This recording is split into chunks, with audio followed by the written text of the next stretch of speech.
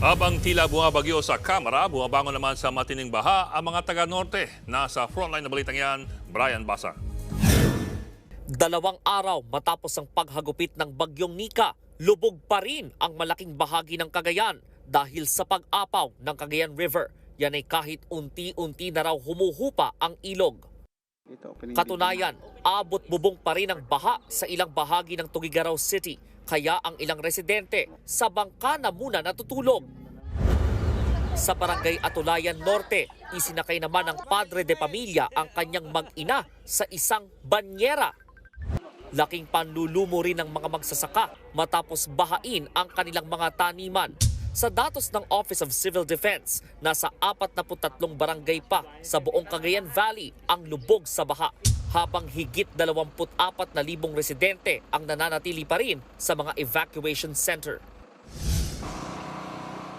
Sa Isabela, ang ilang residente mas piniling manatili sa mga kalsada. Paliwanag nila, masikip at mas mahirap daw ang sitwasyon sa mga evacuation center.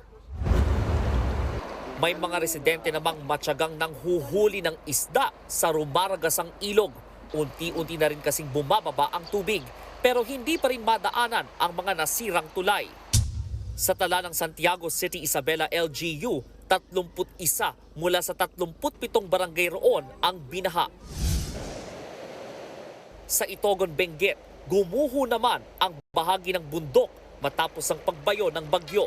Ayon sa Municipal Disaster Risk Reduction and Management Office, ito ang unang insidente ng landslide sa bayan ngayong taon.